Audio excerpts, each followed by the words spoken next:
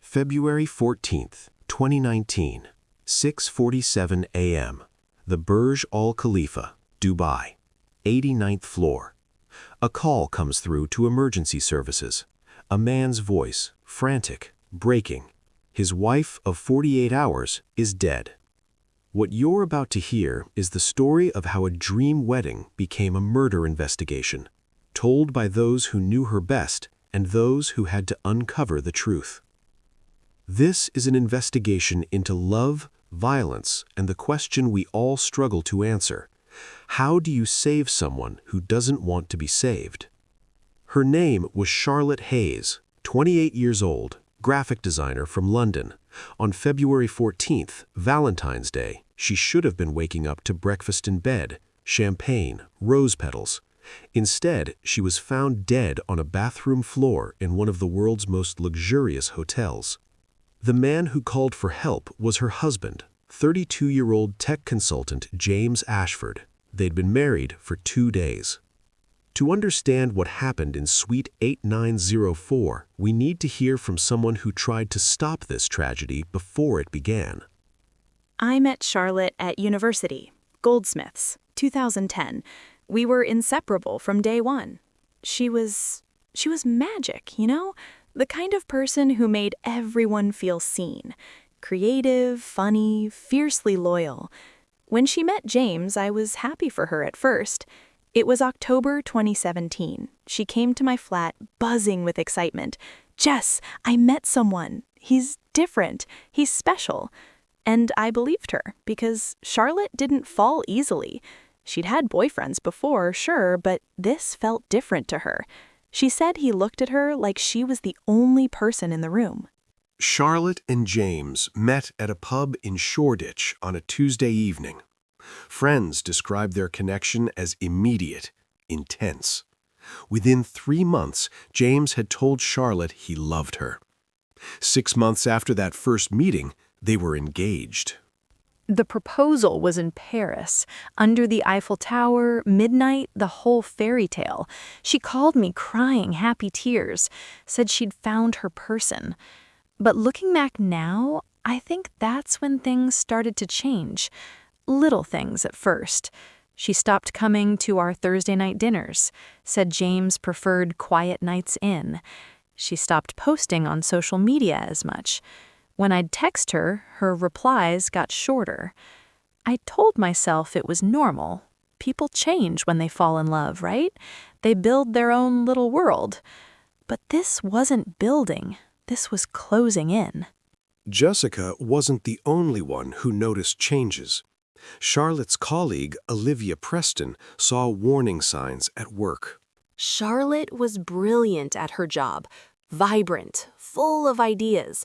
But around spring 2018, maybe 6 months into the relationship, I noticed her becoming quieter. She'd come in with bruises, on her arms mostly. Once, a black eye. I asked her about it. She said she'd walked into a kitchen cabinet. But the way she said it, there was this rehearsed quality to it, like she'd practiced the answer. I saw her crying in the bathroom one afternoon. This was maybe October 2018, 2 months before the wedding. I asked if she was okay. She said it was wedding stress, planning stress, but her hands were shaking. I wish I'd pushed harder. If you want to uncover more chilling true crime stories and see justice exposed, subscribe to Crime Vaults as we bring light to the darkest true crime cases and never miss the secrets hidden in plain sight. By autumn 2018, Charlotte's friends were growing increasingly concerned, but it was Jessica who saw the full picture. There was a dinner party. June 2018, 6 months before the wedding. We were at our friend's house in Clapham, maybe 8 of us there. James had been drinking wine all evening. Charlotte laughed at something another bloke said, just a joke, completely innocent, and James grabbed her arm. Hard. You could see his knuckles go white. She went pale, tried to laugh it off, but I saw the fear in her eyes. When everyone was in the kitchen getting dessert, I pulled her aside. I asked her directly, "Are you safe with him?" She looked at me for a long moment, And in that moment, I knew. I knew something was very wrong. But then she smiled, this bright, fake smile, and she said, "Jess, he's just protective. He loves me so much. You know how it is." And I didn't push. I didn't want to lose her by being the friend who didn't approve. So I hugged her and said, okay. Said I was there if she needed anything. That might be the biggest regret of my life. 3 months before the wedding, Charlotte made a decision that could have saved her life. It was September. She called me at midnight, crying so hard I could barely understand her. She said, "I can't marry him, Jess. I can't do this. Something's wrong." I told her to come over immediately. She showed up with a suitcase, stayed on my sofa for 2 days, wouldn't answer his calls. I thought that was it. I thought she was finally free. But on the 3rd day, James showed up at Jessica's flat. He had flowers, roses. He was crying, proper sobbing on my doorstep. He said he couldn't live without her, that he'd get help, see a therapist, that he knew he had anger issues, but he was going to fix them, that Charlotte was his whole world. And she believed him, or she wanted to believe him.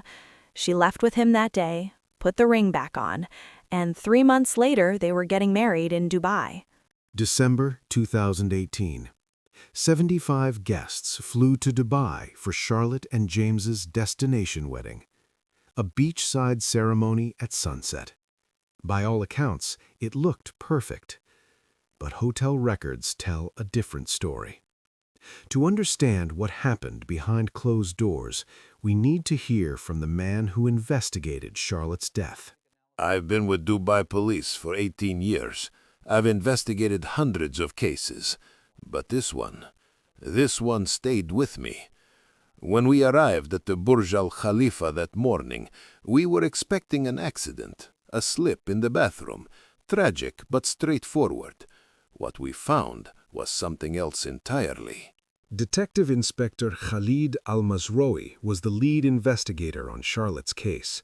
Within hours of arriving at the scene, he knew this was no accident. The body was on the bathroom floor. There was blood, yes, from a head wound, but that's not what killed her. I observed bruising around the neck, petechial hemorrhaging in the eyes. These are burst blood vessels, classic signs of strangulation. And when we examined her hands, we found defensive wounds, scratches, broken nails. This woman fought for her life. The husband, James Ashford, was pacing the suite when we arrived, wearing only underwear. He was covered in scratches on his chest, his arms. He was crying, saying it was an accident, that she slipped. But in my experience, people don't get defensive wounds from slipping in a bathroom.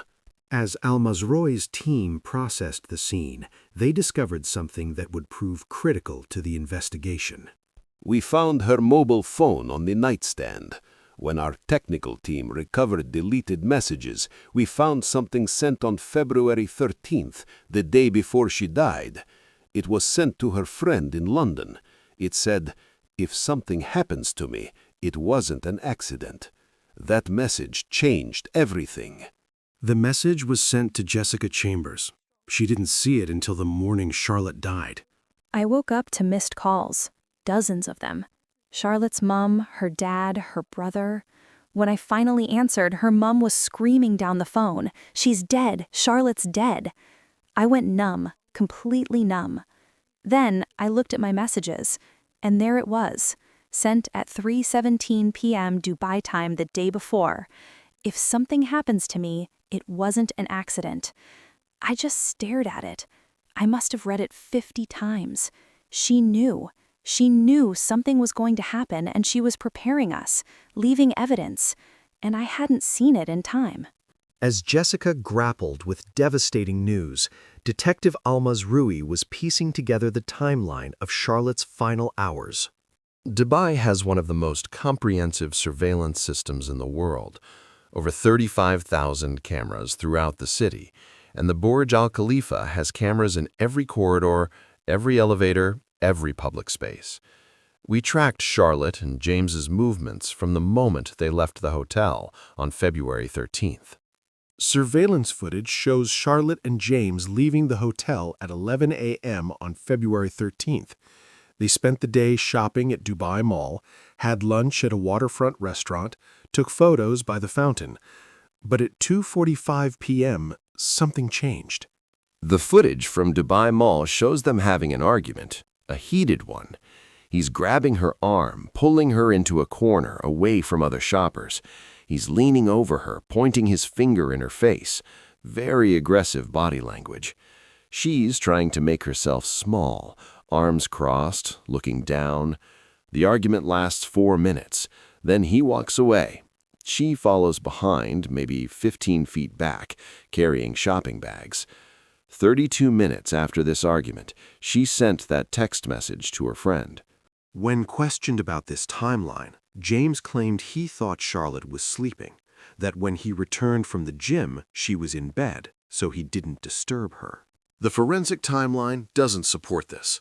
Based on body temperature, rigor mortis, lividity patterns, the medical examiner estimated time of death between 10 p.m. and midnight on February 13th, which means she was already dead when he went to the gym, already dead when he returned, already dead for hours before he called for help. This is not the behavior of someone who finds their wife injured. This is the behavior of someone who knows exactly what happened. As the investigation progressed, Detective Al-Mazraoui uncovered evidence that this wasn't James's first incident of violence. We contacted UK authorities, requested any prior reports involving James Ashford. There was a police report from 2014. A previous girlfriend claimed he pushed her down a flight of stairs. She filed the report, then withdrew it, refused to testify. The case was dropped. We interviewed her. She told us he'd threatened her family, told her he'd destroy her reputation if she went through with pressing charges. There was a pattern. Charlotte wasn't the first woman he'd hurt. She was just the one who didn't survive. If you want to uncover more chilling true crime stories and see justice exposed, subscribe to Crime Vaults as we bring light to the darkest true crime cases and never miss the secrets hidden in plain sight. On February 13th, the day Charlotte sent that final text message, she and James had been in Dubai for exactly 2 months. The wedding had taken place on December 12, 2018. Hotel security logs revealed that on the wedding night itself, there was a noise complaint from their suite. We reviewed all hotel records from December 12th onwards. The wedding night, there was a report of shouting, something breaking. Hotel staff went to check on them. James answered the door, smiled, said everything was fine. The staff member noted in her report that she could see Charlotte in the background, sitting on the bed with her head in her hands. When asked if everything was okay, Charlotte just nodded, didn't speak. The violence started immediately, on their wedding night. The 999 call James made on the morning of February 14th lasts 4 minutes and 37 seconds. In it, James sounds panicked, crying, begging for help. But when paramedics arrived, they immediately noted inconsistencies. I've been a paramedic for 12 years. You develop instincts about scenes, about people. When we arrived, the body was cold, far colder than it should have been if she'd just died. The blood around her head was completely dry. And the husband, he was crying, yes, but he couldn't answer basic questions. When did this happen? He didn't know. Did you try CPR? He said he was too scared to touch her.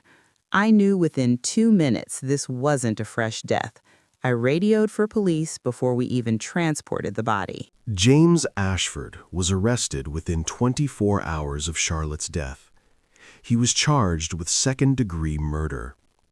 During the investigation, prosecutors uncovered one final piece of evidence that pointed to premeditation. 3 months before the wedding, James took out a life insurance policy on Charlotte. £1 million. He was the sole beneficiary. When we asked him about this, he said it was normal for married couples to have life insurance, that they'd taken out policies on each other. But there was no policy on his life, only hers. The trial began in September 2019. Charlotte's family attended every day, sitting in the front row of the courtroom. Jessica flew to Dubai to testify. Walking into that courtroom was the hardest thing I've ever done. Seeing him there, in his suit, looking like the charming man Charlotte had fallen in love with. The prosecution asked me to read the text message aloud. If something happens to me, it wasn't an accident. I broke down. I couldn't finish it. The judge had to call a recess. Charlotte's mom was sobbing in the front row. Her dad just sat there, staring at James with this look of pure hatred. James never looked at me, not once. The prosecution's case was built on forensic evidence, surveillance footage, witness testimony, and that final text message. The defense argued accidental death, a slip, a fall, a tragic misunderstanding. The defense tried to paint Charlotte as unstable, depressed. They said she was the aggressor, that she attacked James and he was defending himself. But the science doesn't lie. The bruising patterns, the petechial hemorrhaging, the defensive wounds, the timeline. And then there was the surveillance footage, showing him calmly working out while she lay dead. No innocent person behaves that way. The jury deliberated for 11 hours. When they returned, the courtroom was silent. The verdict? Guilty of second-degree murder. When they said guilty, Charlotte's mom collapsed. Her dad just sat there, completely still. I felt, I don't know, relief? Validation that we'd been right to be worried? But it didn't bring her back. James showed no emotion, just stared straight ahead, like he couldn't believe the cameras had betrayed him. But they did.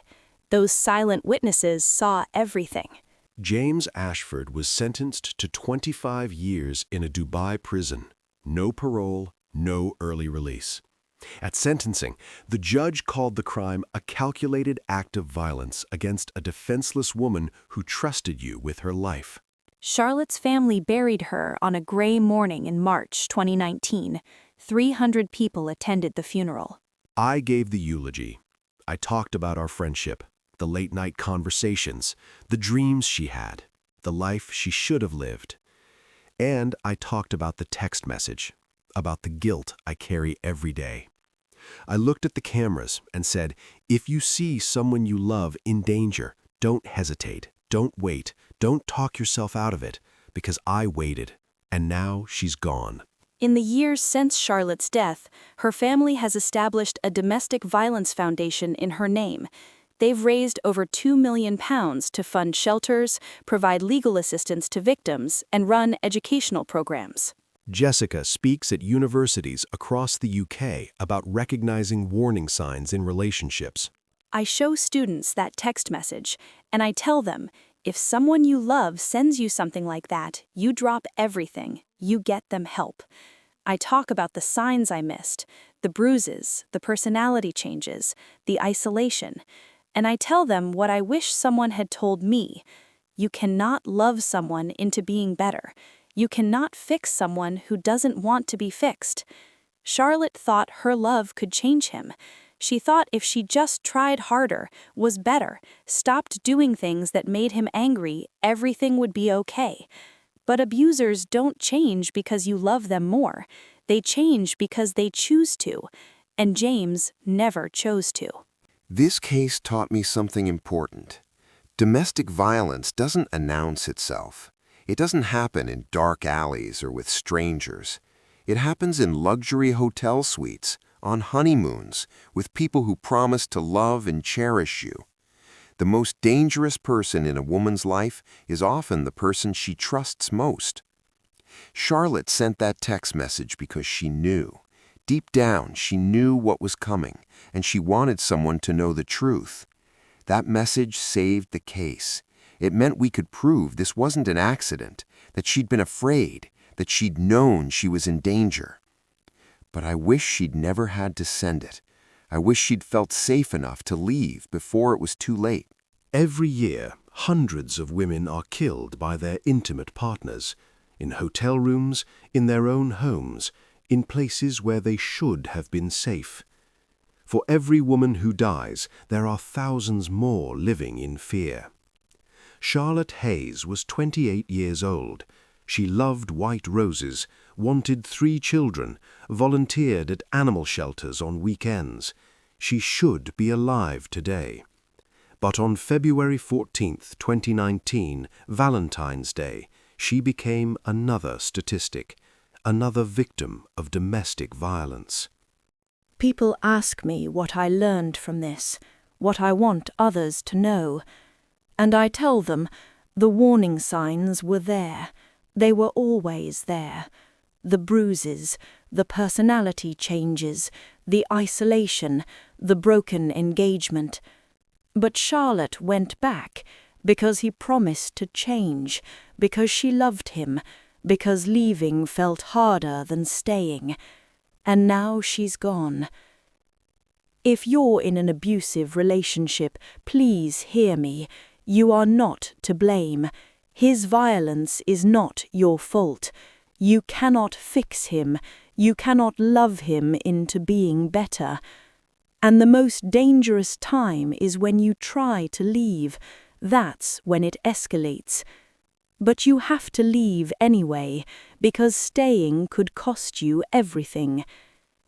Charlotte sent that text message as a last desperate attempt to be heard, to leave evidence, to make sure someone knew the truth. Don't wait for the text message. Don't wait for the perfect moment. Leave now. Your life depends on it. James Ashford remains in Dubai prison. His appeals have been denied. His family has stopped visiting.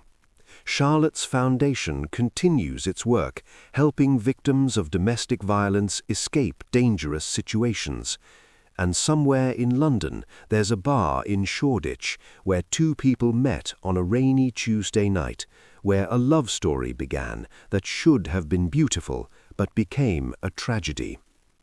If you or someone you know is experiencing domestic violence, help is available.